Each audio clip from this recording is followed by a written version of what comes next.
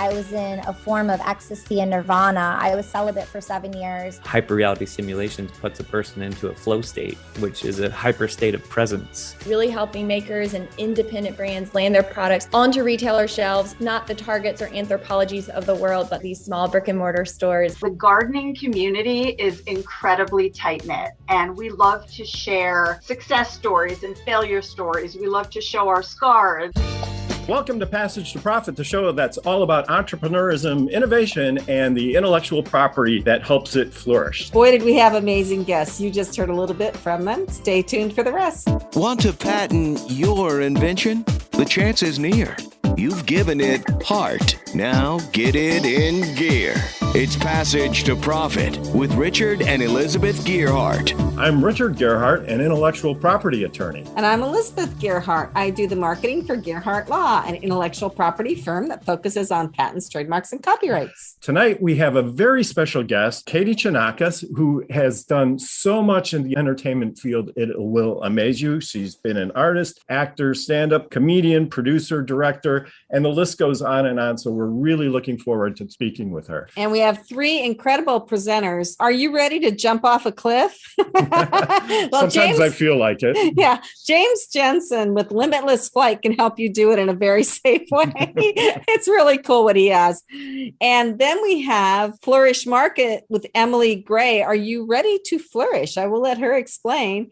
And finally, Lynne Eichenbaum with GardenSleeves. This is such a cool product and great for any gardener, anybody that works outside. Perfect gift. I can't wait to hear from all of them. But before we do that, we have to go to a favorite segment of all of our listeners, IP in the news. And so what do we have on the table tonight? We have laughter. That's always good.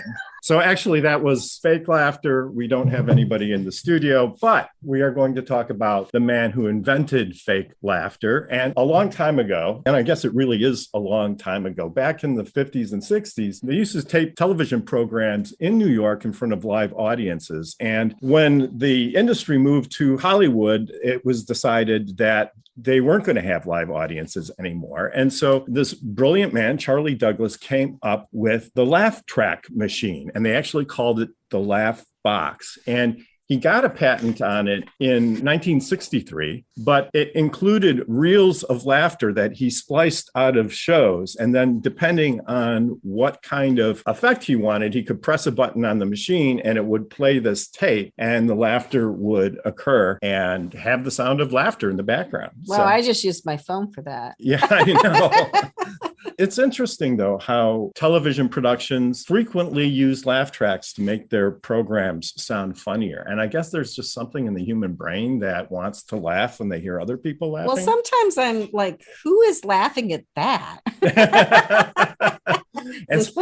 And so without a laugh track, lots of times I make jokes and everybody's just sits there kind of stone faced. So I want to hear what the rest of the people here think about this. I'm ready to go too. It's time for Richard's Roundtable, and we'd love to hear from our guests about this, the patent, or really any topics about intellectual property. So Katie, welcome to the show. Let us know what you think. Thank you so much for having me.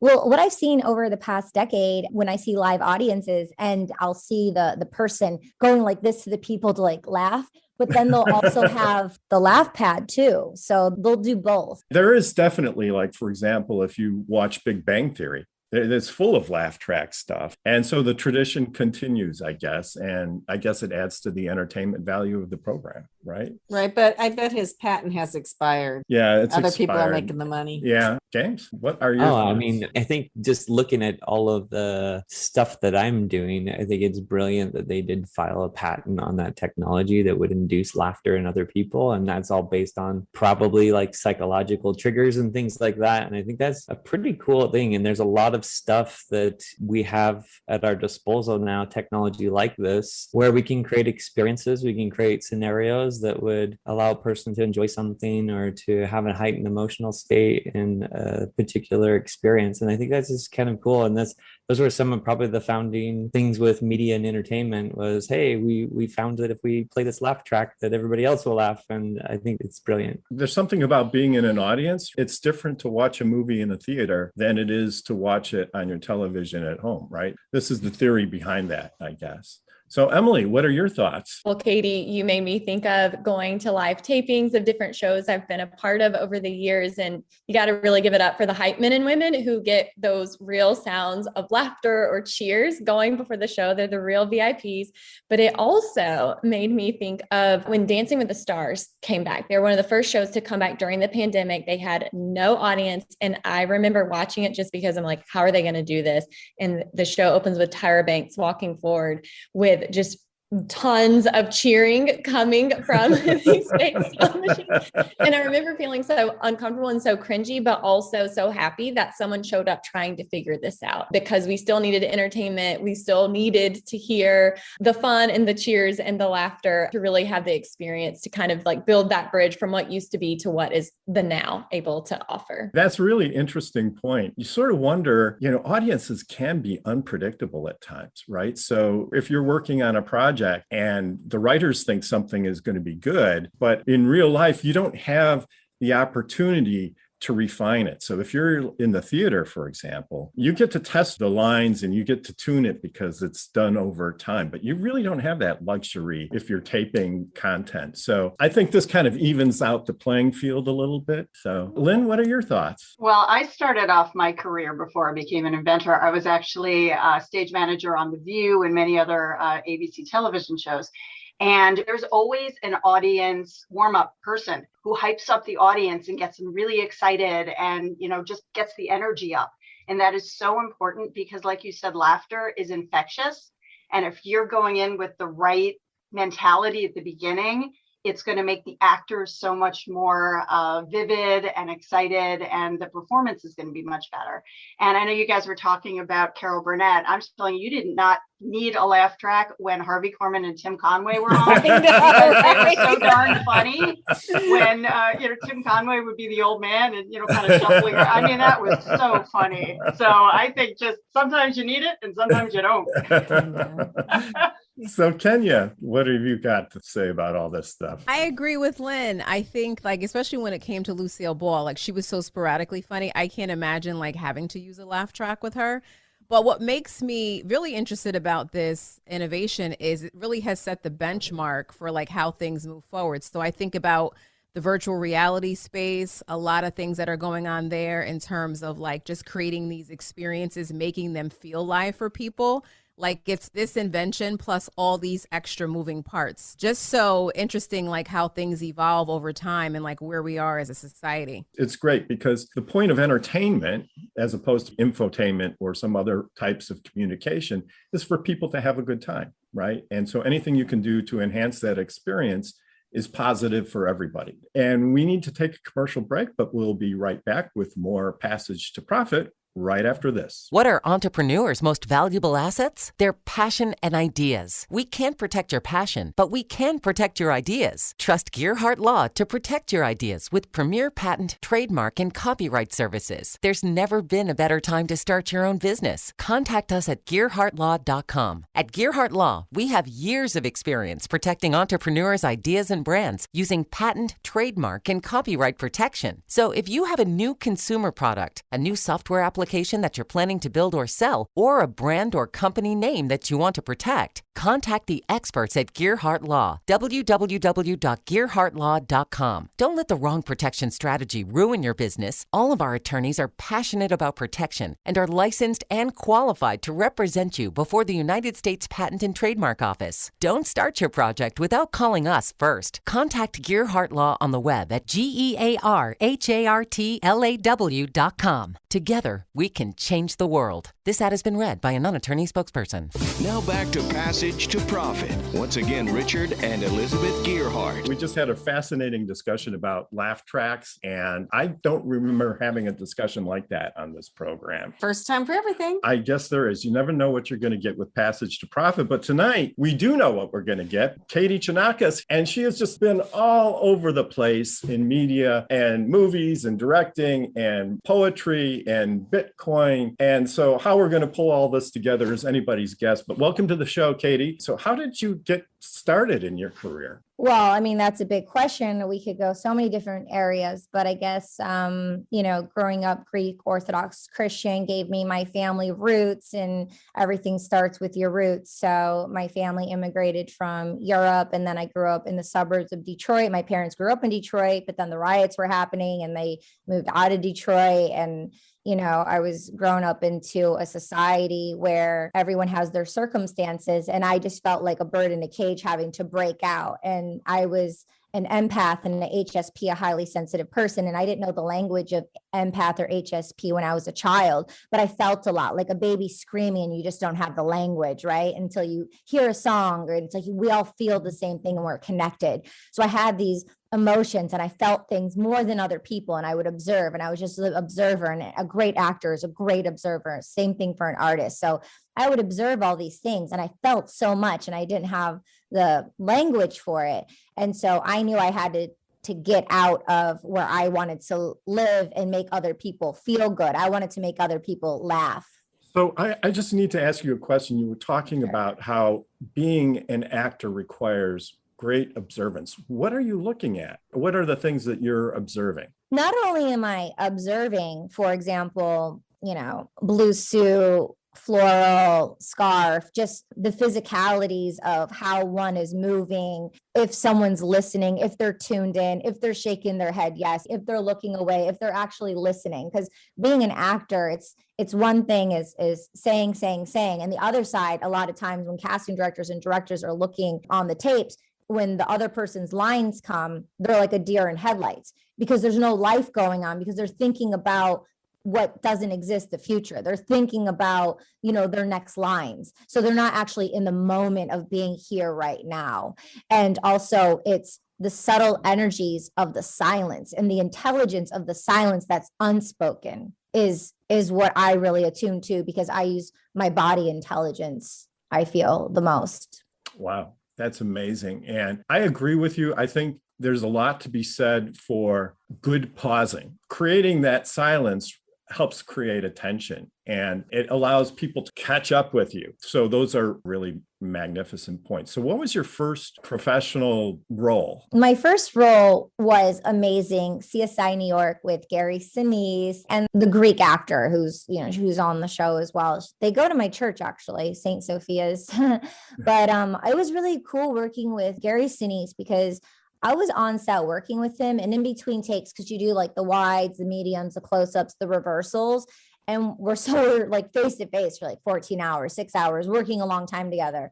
And he was just like, "You're a very soulful actor." And I just remembered him saying that. And I've had that nugget with me since 2005. So that was pretty amazing working with him and the whole crew on CSI New York. So Katie, there are so many things we can talk about, but you have been an artist, actor, stand-up comedian, producer, director, musician, voiceover artist, industry coach, spoken word podcaster, published author, NFT artist. What was your favorite thing to do? I think my favorite thing out of everything, I love poetry. I love language, the sound, the vibration, the intentionality of our words, like what comes up for us, what we send to other human beings. It's such an important responsibility, us as humans, of what we say, how we say it, and how it affects and make an impact on others. So that really moves me a lot. Of course, I have to say one other thing, which is painting, because I love all the different colors, and there's that whole language of, being an artist and painting too. I want to put you on the spot a little bit. Could you recite a short poem of yours for our audience? Okay, let's see. Here's one I got, because, I take poetry and I put into music. So it goes, pure light's what I radiate. You know how I gravitate. Higher powers on collaborate. So we meditate, going nonstop, then repeat the mantra. I don't see the lower levels, all my homies on top. Yeah, higher forms going where the light is warm. What you fighting for? There's a fire that's inside us pure. Try igniting yours. You can be your own prophecy. Everything in harmony. This is our philosophy. Yeah. What? That was totally cool. So Kenya, I'm sure you've got something to say here. Well, Katie's got bars, that's for sure. Thank you. What would you say has been your hardest scene to act out? A scene that was really difficult, and it was weird because it wasn't a movie or a TV show. Samuel Bayer, he did The Cranberries, Nirvana, Team Spirit. He was like the biggest music video director, and he went on to feature films. But he directed me in Pink's Who Knew music video. And it's like, whoa, like has insane. Like the way he directed me though, it was just like very specific and intricate of, because I was dealing with a boyfriend who was a heroin addict and he loved me, but he just loved the drugs more. And I had to make the choice to leave him. It was very difficult to do in the scene and the character, when I was working on that project with Samuel Bayer. It was pretty difficult. But he gave a lot of range for me to, and we found it together, but it took a lot because it's Pink's story and it's based off a true story of Pink. So I wanted to be authentic to her and get the beats right and the emotions right and everything to tell that story for another artist who I greatly admire. You were talking about being an NFT artist. We were wondering if you could kind of explain that. It's a lot to unpack, but we'll try to keep it very simple and basic. But I've been in the space since 2018 with NFTs.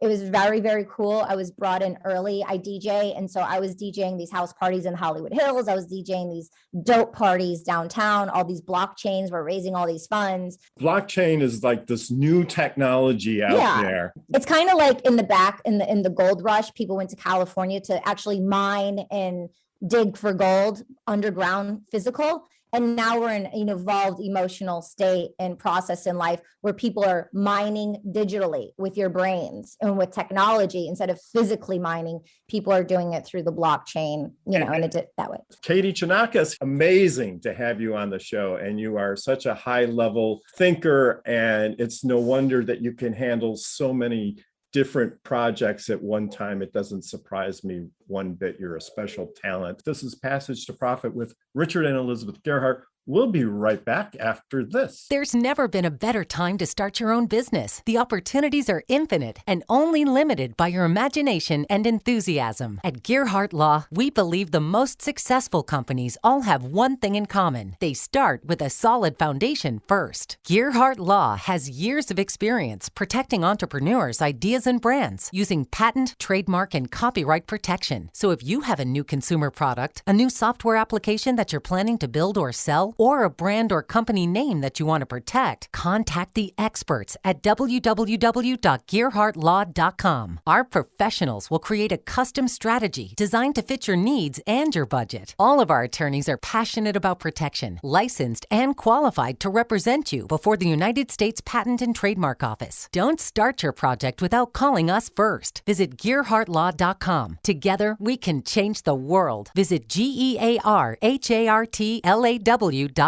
This ad has been read by a non-attorney spokesperson. Passage to Profit continues with Richard and Elizabeth Gearhart. Time for Power Move. Kenya, who is on the chopping block today?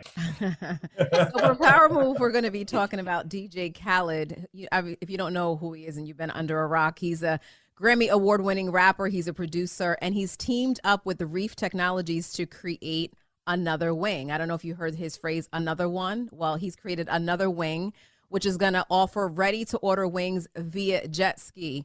And he modeled this. Yeah, he modeled this after the ghost kitchen concept that took off during the pandemic. So if you're not familiar with a ghost kitchen, it's basically a delivery-only restaurant model that exploded during quarantine. And he's launched with 150 kitchens in 5 countries. Right. And you can get ready to order chicken wings via jet ski. Well, how cool it would be to get your food by jet ski. That just sounds like awesome to me. Fireside. There you go. Chicken wings. So yes, so Fireside. So Fireside is my startup. It's a video directory of small businesses. And I spent quarantine interviewing people on Zoom. And right now I'm working on the back end of it. So I just joined a peer advisory board, because it's kind of like coaching, except you meet once a month with other business owners that are in the same spot you are, and everybody holds each other accountable. And there are higher level coaches that you work with, but I kind of stalled because of a number of different reasons. I've been pretty busy with the law firm and other things too, but yeah, so, she's burning the candle at both ends. That's for sure. And the holidays are coming up, but I'm starting it next month. So I'm pretty excited about this. I think everybody needs a coach. And I just hadn't had one yet. And I think I try to coach her. She doesn't listen to me. So, hey, well, we coach each other. I listen She gives to you. me more business advice than vice versa. So he came up with a really good idea while we were traveling. So guess who gets to write the patent application? So they'll throw that in my lap too. But anyway, with all this other stuff going on, I do need somebody that's going to hold me accountable and put my feet to the fire. And so I'm joining this business advisory peer group. That's pretty exciting for me because I haven't done that before. And I really do need a business coach. We all benefit from coaches. I've certainly had my share, and it's a good way to get a lot of different perspectives on what you're doing. That's for sure. So now, are you ready to take a leap, but a safe leap? So James Jensen with Limitless Flight. This is just so cool. I can hardly wait to do this. Please, James, tell us all about it. Thank you so much for having me on. I'm so excited to be here. Jump is brought to you by Limitless Flight, and it is a wingsuit flying experience. I like to ask people if they've ever had a dream of flying, and of course everybody says absolutely, and then they explain this amazing experience that they have in their dream of flight. Imagine being able to fulfill that like right now. And what would it take for you to do this? Is it even possible for you to do this? Really unavailable for the majority of people on the planet. There's probably 800 to 1,000 people a year and it fluctuates between that because it's extremely dangerous. And how many people actually survive? That's the other follow-up question there. That's why I'm saying is the number fluctuates every year. It doesn't go up. It fluctuates, which is kind of sad. My friend Marshall Miller, he's done over 10,000 jumps. He's also helping on this project to make sure that it's authentic as possible. But Jump makes it possible. I did this in my last venture with The Void. It was a walking virtual reality simulation. We had several locations worldwide. We had a partnership with Disney and Sony. And it was a virtual hyper reality simulation you walk around in. And I wanted to take this the next step and really emphasize what this means. And we looked at what are the most impactful experiences that you can have. And I love the conversation we had earlier, the conversation I was listening to about experiences and what creates you. And if you think about who you are this very moment, you're the equivalent of the experiences you've had to date. And so what if in virtual and hyper reality simulations, you could curate an experience that gave you a different perspective when you were younger, and you knew that it would give you that different perspective because of the data and analytics that we collected through that. So if you look at what Jump is, it is absolutely an amazing flying experience where you get to experience something that's not obtainable, cost you thousands of dollars, and you have to risk your life to jump off of a cliff. You picked the flying squirrel model, basically, the jumpsuit, jumping off the thing. You did that because that was the most extreme experience that you could think of, right? It's in virtual reality kind of, right? So right, it's in virtual reality, that you were looking for the max experience that you could find for somebody, right? Absolutely. And one of the reasons why I chose that is when I created The Void, I was doing that for entertainment's sake alone. It was amazing. You could go in and fight Darth Vader in Star Wars. It was awesome. But what I found, which was a byproduct, was what I actually found was hyper reality simulations puts a person into a flow state, which is a hyper state of presence. The technology alone did this, and people would come out with the experience almost reborn, or everything was new again. I had adults go on one side and 17, 16-year-old kids came out the other side, and everything was new. And I was like, what is going on inside of this? This is a place on the planet that we have now in technology where we have a person's 100% attention. We have them in flow state, and we can teach them things at a very deep level. And through an experience where I would say you step up to the edge and you're faced with a fear barrier, and you have the opportunity to jump past that fear barrier and land and celebrate that you did something life-threatening and you succeeded. You could say that you could compare that to a lot of different things in the person's life. That's what I'm really excited about with what this technology could bring to the world. So you put on this outfit and you do a jump, but you're only 2 feet off the ground or something, right? Yes, you are. You put on a real wingsuit. It's made by the same company, Squirrel, that makes real wingsuits. And you step up to the edge, and it's the ultimate trust fall. You don't know that you are going to be suspended or what happens inside of the experience. All that is kind of an illusion, but you step up to the edge and you have to jump off, and you fall, and you eventually start flying. And then you figure out that you have control of this flight, and you can fly anywhere you want.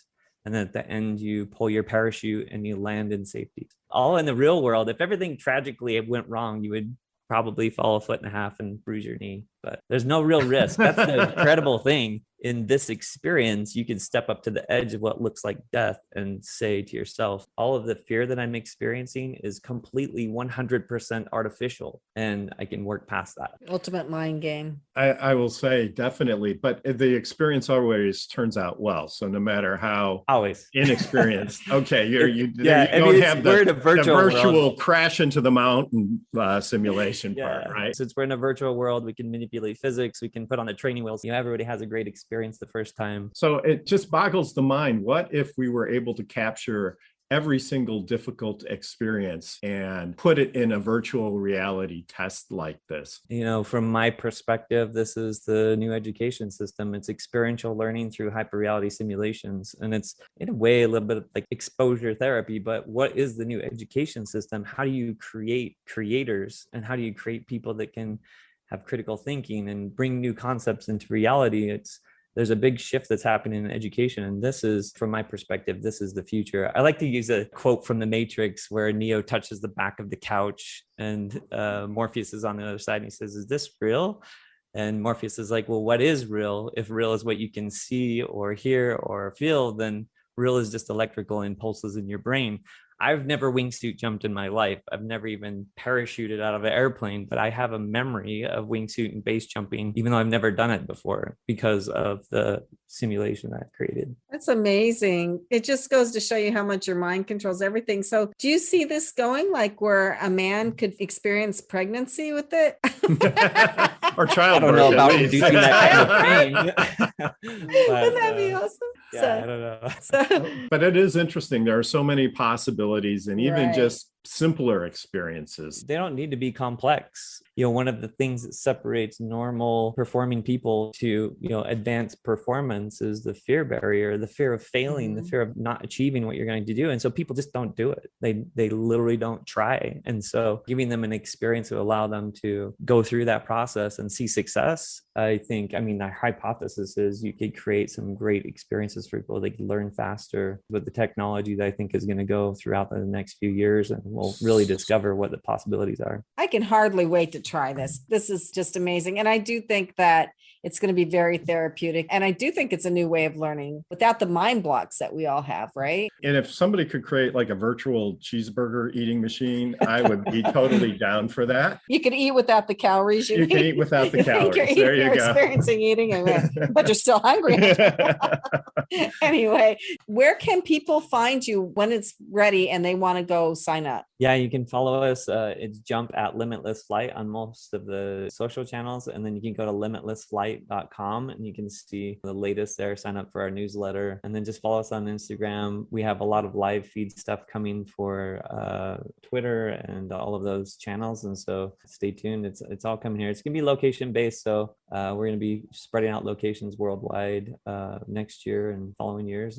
And you'll see us soon. Well, we can't wait. Thank you, James Jensen. So listeners, you are listening to Passage to Profit, where we truly do bring you the latest in innovation. I would say that's pretty cutting edge. Today. Yeah.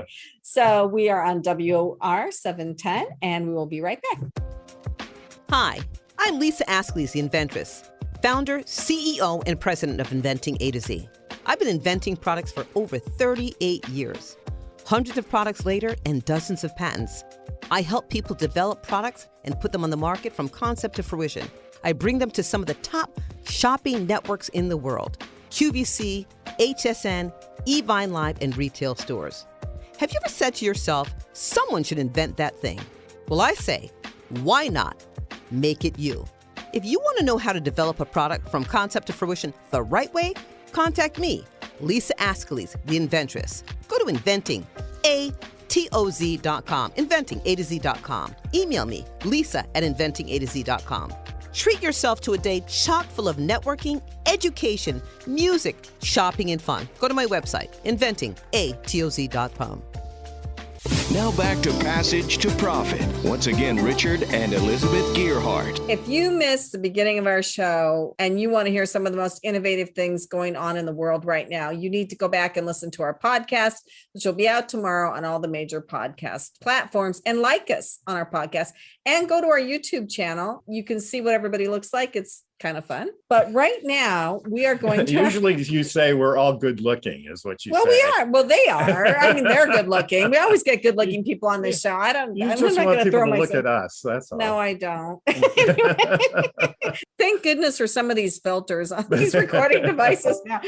Anyway, next up is Emily Gray. She has emilygrayco.com. She has Flourish Market. She's a small business coach. She's really approaching things in a very innovative new way. So I'll let her explain. Welcome, Emily. Thank you for having me. What a crew here. So fun to be in everyone's company. We're having such a good time. I'm the founder and owner of the Flourish Market, which was my first entrepreneurial baby. We just celebrated our 6-year anniversary, and the Flourish Market is a women's and gifts boutique based in downtown Raleigh, North Carolina, but we do a ton of online business. So we've really grown our e-commerce over the past 3 years. I'm an ex-investment banker, so I did a lot of back office support around communications and change management. And it was during my time in corporate that I launched this behind the scenes service to nonprofits and social enterprises, doing the skill set I had honed in corporate of like helping people win people over to new ideas. And so served behind the scenes with nonprofits and social enterprises, saw really cool small brands all over the world and right here in the US doing really neat things, but they were the best kept secret. They weren't on retail shelves. They couldn't compete with SEO. And so at the age of 30, I quit my corporate job and launched a fashion truck. I spent $8,000. I exchanged $8,000 of cash in a sketchy bank parking lot and bought an old uniform delivery truck. And that was July of 2015. And October 2015, launched what is now my brick and mortar store. But for the first year, I was a fashion truck. I wanted to be very risk averse. And we're in a 3,500 square foot facility today. We do about half of our sales online. Within the first 3 years of doing business, we grew to over $1 million in sales just based on the principle that people actually wanted to use their purchasing power for good. They wanted to know about these small brands. They wanted to know about the brand in Ethiopia, which their bags are made by women who are crushing the stigma of HIV and AIDS in their small communities. They wanted to support women walking through survival from abuse, going through addiction programs right in Nashville, Tennessee.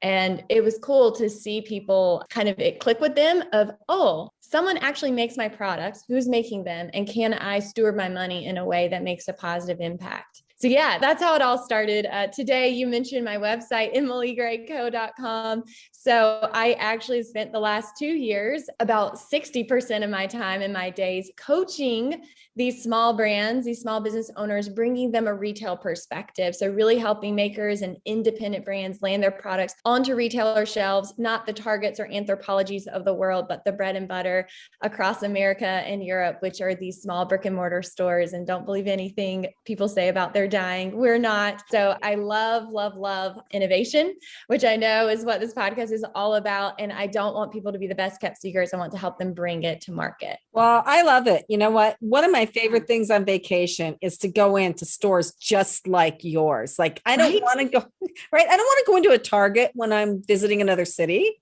Right? I want to find something new and different. That's so cool. And I've really modeled what I do here in Raleigh through my business, and then what I do through the Wholesale Way, which is my coaching program for makers and brand owners, from what I've seen work abroad. You know, I think people walk into my store and their first reaction might be, oh, I'm going to help poor people. I mean, I'll just put words to that.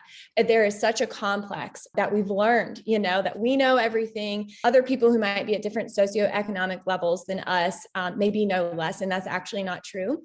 And so as I've traveled the world, traveled in America, and sat with these local leaders who've usually been impacted by the same thing the people that make the goods of their brand have been impacted by, it's been interesting to hear part of their kind of, and James, you were talking about this too, but getting past that fear, and part of their healing journey has been being in community with people who get it, who've walked similar paths, and just how much that's grown them as people. And then they've launched these incredible businesses together. And so I find that entrepreneurship can be lonely, especially entrepreneurs in the ethical social enterprise space. Yes, we're seeing it in the trend reports. I'm a big economics dork, having investment banking as my background. I love it. I dork out over trends. And so it's been exciting, especially as the pandemic hit, to see that consumers are actually being more mindful of their purchases.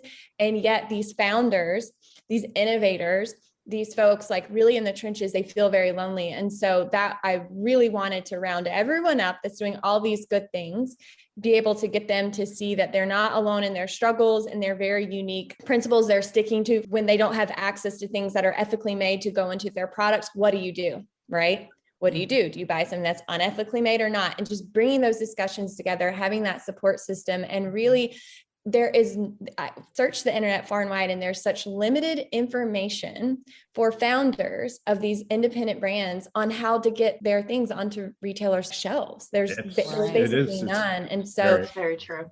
It's just such a niche, right? And so there's people that will tell you how to land in the Targets, how to do Amazon, how to land in these huge retailers. But at the end of the day, brick and mortar stores, they're less risk averse. Sometimes makers have to put their brand at risk to go all in on a PO from a big brand, and then it gets dropped for whatever reason. And so I really specialize in working with those folks to help them scale at a more like structured rate. That's great. Kenya, so do you have a question or comment? Yeah. So when you're helping to like build and formulate those brand wholesaler relationships, like what's good for the brand and like what's good for the wholesaler, and what do they look for on both ends of the spectrum? Kenya, I love this question. The answer to this has actually changed during the pandemic. It's totally shifted. So there's been a couple of changes from a retailer's perspective of what we now expect from brands, and brands need to shift to make sure they can keep up, get new accounts, and keep up with their existing accounts. So one of the things retailers, we shifted to smaller, smarter, more frequent buying decisions. That's because we have PTSD from getting stuck with a ton of things in the pandemic. We're still not sure what consumers want. We reopened as a nation this past summer. And so it was like, all right, the joy of gathering is the big economic trend. People are going to buy dresses and things to gather and plates for gathering people. But now then a new variant came. And so we're buying smaller orders. So brands need to drop their minimum opening order to very low because they just need to get their foot in the door. And we'll probably reorder from them again in a couple of weeks, but they can no longer do an opening order of $2,000. I'm really saying $150 to $300. Just get your foot in the door, let things sell, and we'll reorder. And I try to keep my eyes on my own paper. And I tell my other retailer buddies and brands to keep your eyes on your own paper, which is actually listening to your customers. I can't compete with Amazon on price. We can kind of keep up with them on shipping. My shipping team's amazing. None of our products are on Amazon. We don't sell products that are on Amazon, but I can beat Amazon every time on in-store customer experience, online customer service experience. We don't have a chat box or anything like that. And so that's the way we are going to continue to compete in the future, is offering, like Elizabeth was saying, when she travels, she wants to go into these stores. We know our customers, when their dog dies, we send them a gift. When they have a baby, we send them a gift. We are very in tune with our customers, and Amazon can never take that away from me. So we'll just continue to pivot, ride that wave of also people caring about who's behind their purchases. That is why I'm very passionate about working with brand owners to let them know the other options that are out there, because they'll hear from a lot of their friends that you need to get on Amazon. That's the only way. And they'll look at the percentages. But I am very big on saying, hey, let's think about wholesale. In fact, this is interesting. This was announced yesterday. FAIRE.com. They are like the nation's and world's biggest wholesale platform. They announced yesterday their Series G fundraising, and it totaled $400 million, now valuing them at $12.4 billion. And that showed me that industry insiders, they see the future of retail through actual independent brick and mortar stores, because FAIRE sells to independent brick and mortar stores. So I'm always looking at investments as what will shift in the future, because a lot of brands are hitting a ceiling in customers through their direct to consumers. They're getting on Amazon. Amazon can change things. There's other outlets they're pursuing where they lose a lot of control.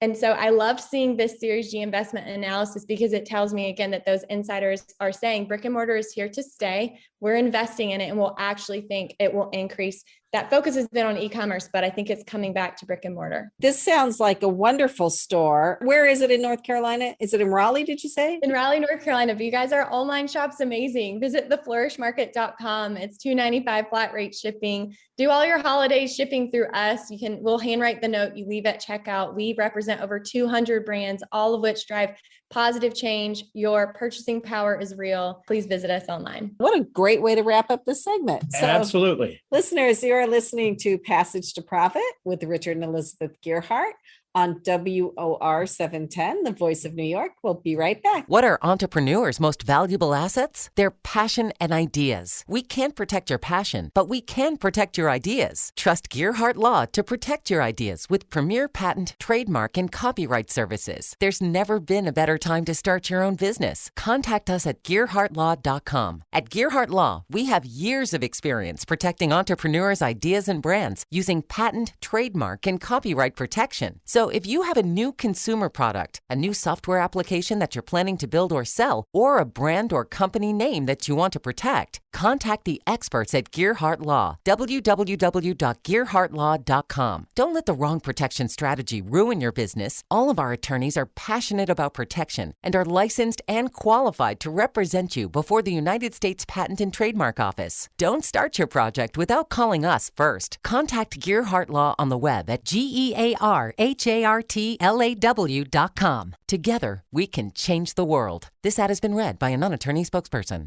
Passage to Profit continues with Richard and Elizabeth Gearhart. If you missed anything, it's on our podcast tomorrow. It's on our YouTube channel. But we have one more incredible innovator left. I love this product. If you go to YouTube, you can see a picture of her with all her product behind her.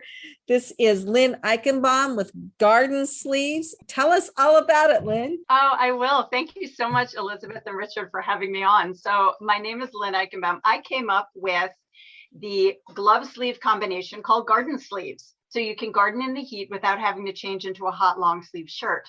Because face it, we don't change into long sleeves. We get hot when we garden outside. And there's so many people who are very, very sensitive on their arms, myself included. And especially women and men as they get older and their skin gets more brittle.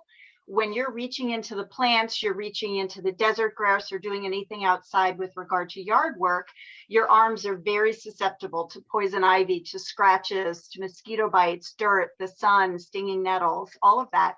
So I just wanted a glove sleeve combination so I wouldn't have to change into that hot long sleeve shirt. So my brainchild became the GardenSleeve. And it's 100% cotton sleeve attached to a nitrile dipped water resistant glove, which is incredibly durable, really, really good for picking thistle and other, pokey, pointy things. It's got a very comfortable elastic band that secures it over your bicep. And I'll tell you, my days became very, very filled as I became a sort of a self-made seamstress. My kids were really into competitive Irish dancing when they were younger, with the wigs and the big dresses. And our dance school actually needed a seamstress. And I'm a very type A personality. I had never sewn anything before, but I said, okay, you know what? I'm going to teach myself how to sew. So I volunteered. I bought an expensive sewing machine. I did YouTube videos, taught myself how to sew. And the first day I pulled apart one of those $2,000 Irish dance dresses, I was like, oh my God, what is happening? What am I going to do? And, through a lot of trial and error, I sort of became a self-taught seamstress. And it was easier for me then to come up with a prototype because I didn't have to outsource it to a company or research a company overseas or, down south to make the prototype for me. I was able to do that for myself. And I loved it. So I made the prototype and I gardened with it and it protected my arms, threw it right in the laundry when I was done and absolutely adored it. And I had done extensive research on Amazon, on all sorts of gardening sites to see if anything like this existed. And the fact that it didn't, the only thing that was very close was a sleeve that was more industrial. It was a 13 gauge polyester Kevlar, and it was very hot. It just wasn't conducive for something you would want to put on and wear outside because it was just too darn hot. Well, Lynn, you are the absolute consummate inventor, and I admire your resourcefulness in pulling all of this together, learning how to sew, ripping apart a $2,000 dress, and coming up with this product. What I like about it a lot is you have so many different fabric designs. You have them for men, you have them for women, but also there are many ticks here. So that's one thing we really have to be careful about in our backyard. So this would definitely, the fact that it kind of seals with this elastic at the top Right. And onto the glove at the bottom would keep the ticks off of your arms while you're digging around in the woods in our backyard and stuff. So I love the designs that you have. So you have men's, women's. Do you have them for kids yet? I do. So I have them for everybody. My website is mygardensleeves.com. I have mainly women. I have to be honest. I sell mostly 10-to-1 women to men. So I offer to the women first and foremost, size 9, which is one size fits most. I can customize the glove if there are women with larger hands or with smaller hands. For children, I usually actually use the end of my bolts. You know, if I have fabric left over, I'll whip up a couple kids' sleeves. And this is really a mom and pop business venture right now. You know, I have 5 sewing machines in my house, and I brought 2 friends on board with me, and we are churning them out. I brought them to the Philadelphia Flower and Garden Show, which was held at FDR Park in Philly this past June. They had the foresight to move it from the convention center outdoors because of COVID. And I single-handedly sold 750 pairs in 9 days. Wow. It was phenomenal. Gardeners, you know, I have to say, it takes a community. Well, the gardening community is incredibly tight-knit, and we love to share success stories and failure stories. We love to show our scars and talk about how we got them. And I learned so much just from talking to master gardeners and other people. Going to shows for me is like a focus group. So are these in brick and mortar stores anywhere? I do have them in a few brick and mortar stores in New Jersey. I'm also in Blooming Hills Lavender Shop in Virginia. I just recently was invited into Smith's Hardware down in Eunice, Louisiana, which is really exciting. So I'm starting to spread, which is wonderful. So I'm starting to spread out across the country. And it was great because through networking, I actually found the National Lawn and Garden Show that I'm going to be going to, and they have to have at least 5 brick and mortars. And then I present in front of them and they see if they're interested in carrying me. So we're really, really excited about this year. Well, yeah, because I just heard about this really cool store down in Raleigh. I'm like, Lynn, every garden store needs your product. These would go so fast for them. You'd really be a great partner to them and help them be successful. I have to say, I was listening to what Emily was saying, and I'm like, this is a match made in heaven. I want to hear it from Katie. That happens a lot on Passage to Profit. A lot of good matches. So Katie, what are your thoughts? So my question is, can you mentioned just throw them in the laundry. Can you put that rubber in the dryer? No, not in the dryer. Nitrile is fully machine washable.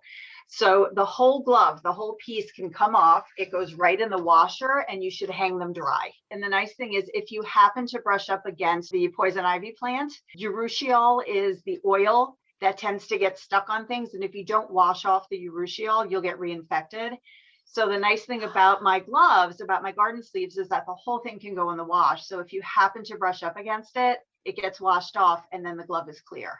Wow, that's beautiful. Really great. So Lynn, how do you plan to scale the production? That is such a great question. So yeah, I am at a crossroads right now. So I'm looking at 2 options. The one option would be to have completely outsource and have them made I'd rather not have them made overseas. I'd rather find a manufacturer here in the States because that's very important to me.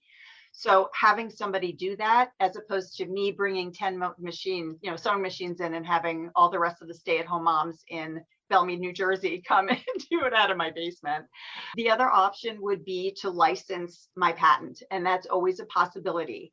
If another manufacturer who's already established wants to license my patent, I would get a royalty and they would take care of the manufacturing, the advertising, the marketing, and all of that. So where can people buy these? mygardensleeves.com? mygardensleeves.com, Elizabeth. And I've got all the styles and everything on there. Okay. And they make an excellent gift. So listeners, you are listening to Passage to Profit. This has been full of innovations and new ways of doing things. It's been amazing. You can hear it on our podcast, which is be out tomorrow on all the major podcast sites, or go to our YouTube channel. And then you can see Lynn's garden sleeves hanging up behind her. So anyway, we'll be right back after this message. You're listening to WOR 710. There's never been a better time to start your own business. The opportunities are infinite and only limited by your imagination and enthusiasm. At Gearhart Law, we believe the most successful companies all have one thing in common. They start with a solid foundation first. Gearhart Law has years of experience protecting entrepreneurs' ideas and brands using patent, trademark, and copyright protection. So if you have a new consumer product, a new software application that you're planning to build or sell, or a brand or company name that you want to protect, contact the experts at www.gearhartlaw.com. Our professionals will create a custom strategy designed to fit your needs and your budget. All of our attorneys are passionate about protection, licensed and qualified to represent you before the United States Patent and Trademark Office. Don't start your project without calling us first. Visit gearhartlaw.com. Together, we can change the world. Visit GEARHARTLAW.com. This ad has been read by a non-attorney spokesperson. Now more with Richard and Elizabeth. Passage to Profit. This has been an incredibly innovative show. I feel completely innovative. I feel inspired. Yeah, and so many different ways. So we had Katie Chonacas, who is a performer and has just done a number of things, but is also on the cutting edge of technology with things like NFT and how artists get paid, and really kind of a movement to change the world a little bit. And then Kenya Gipson did her power move. So Kenya Gipson with a P at iHeartMedia.com, Kenya Gipson at iHeartMedia.com. She was actually the brains that created this show. It was her idea. What made her do that, we'll never know. But anyway, so if you have any marketing or branding needs or want to get on the radio or do advertising, talk to Kenya. Yeah, Gearhart Law uses iHeart Digital Services. We've been using them for 3 years and they're great. And then we had James Jensen with LimitlessFlight.com. So if you have fears, if you want to play with your psyche, if you want to really conquer these fears, look for LimitlessFlight.com. It's coming out next year, and it's just going to be an incredible experience for everybody. It's the wave of the future. I can hardly wait. Yeah, fall for miles without actually crashing. Without actually falling. But you feel like it's just very cool. And then Emily Gray, Flourish Market, www.theflourishmarket.com. She is helping small inventors with consumer products get their products in front of people through her website and her brick and mortar store. Really cool stuff. From all over the world and bringing social purpose to commercialism. And then if you're a gardener or know a gardener, Lynne Eichenbaum with GardenSleeves by NOMPI. And you can find them at myGardenSleeves.com. These are so cool. Sleeves with rubber gloves at the end that go all the way up almost to your shoulder. And you can go out in the garden. You can get poison ivy on them and you can wash them. And it's all gone. And it's all gone. Katie, do you have any final words for our audience before we leave? Yeah, I'm inspired in multiple ways. And just remember to play and be curious and make a great impact. And we can do that by having a lot of fun, playing and being curious and sharing stories like this and connecting as a collective. Kenya. So I'm just sitting back and thinking about like all the elements from this conversation today. And if I had to narrow it down to three things, I would say innovation, fear, and freedom, right? All the things that make a great entrepreneur and make a great creator. And I just loved hearing your story, Katie. You know, I love what Emily's doing for brands in the wholesale space. And Lynn, I think you're so creative and innovative in terms of what you're doing to solve the problems of gardeners. Great way to just kind of bring everything together in full circle for all the creators and the entrepreneurs out there. Thank you so much, Kenya. And we also like to mention that we'll be back next week with another episode of Passage to Profit. We'd also like to thank our team, Noah Fleischman, our producer, Alicia Morrissey, our program coordinator, Chatterboss, our video editor, and the whole iHeart team. So this is Richard and Elizabeth Gearhart, Passage to Profit on iHeartRadio, WOR 710, the voice of New York.